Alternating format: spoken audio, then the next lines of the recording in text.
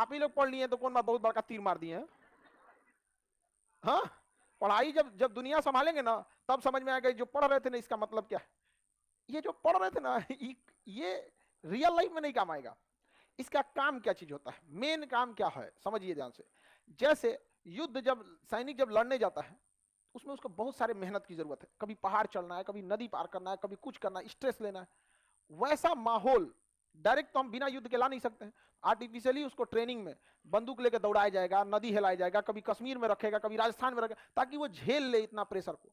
और तब जाके उसको जब रियल बॉर्डर पे चला जाएगा तब समझ में आएगा। एक फौजी जब ट्रेनिंग में रहता है ना तो जब उसको बैटल ट्रेनिंग दी जाती है तो उसको एक काम दे दिया जाता है, भागो तुम, और भागता है और उसके चारों ओर से रियल गोली चलाया जाता है, ओरिजिनल। धर धर धर धर, अब यहाँ से कहीं चढ़ रहा है पेड़ पे, धर से गोली लगेगा, यहीं से गुजरेगा। उसको उसको इतना गोली मार के सिखा दिया जाता है कि उसको जब रियल लड़ाई में गोली जाता है ना बगल से तो उसको लगता है यार दुनिया भर का इसे देखें यहाँ पर। समझ में आ गई ना क्या। और पानी में रेंगते रहेंगे सब, एक बगल वाला का ड्यूटी लगा रहेगा धर धर मारने का, ताकि उसको प्रैक्टिस रहे और उस माहौल को वो झेल सके। समझ रहे हैं। ताकि नहीं तो एक नॉर्मल आदमी को लेके भेज देंगे बंदूक के धांस और गोली यहाँ तो दिवाली का पटाखा है को मिर्चैया बम सड़क पर रख लेता तो लोग ऐसे अरे फट रहा है।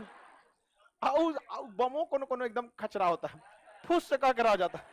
अब उस पर भरोसा ही नहीं होता आदमी को यार ये क्या घुसियाया है कि मर गया वैसे ही आपको एग्जाम जितना आप पढ़ाई कर रहे हैं ये इसलिए इतना टफ सिलेबस रखा जाता है कि आपका दिमाग पूरी तरह से ना एकदम ओवर उस प्रेशर को झेल सके।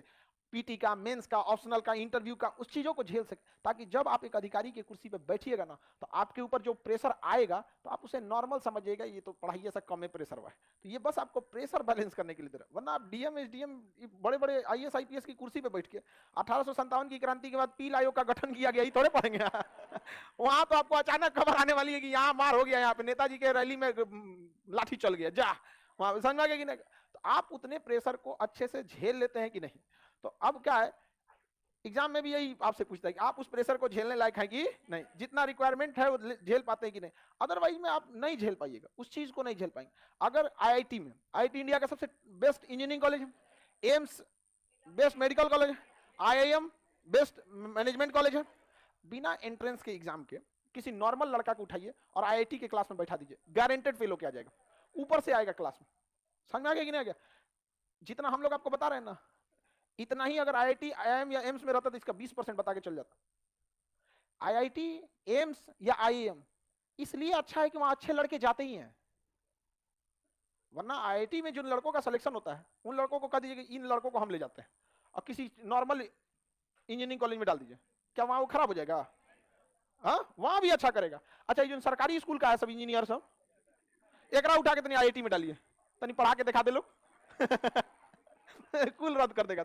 इसलिए आप प्रेशर लेना सीखिए, मेहनत करना सीखिए, यही जरूरत है आगे जाने के बाद। और कौन सा आपको यहाँ से पूछेगा क्या, जॉब होने के बाद आप जब अपने ऑफिस में बैठे रहेंगे तो ये सब थोड़ी है, ऐसा थोड़े उपराष्ट्रपति हैं।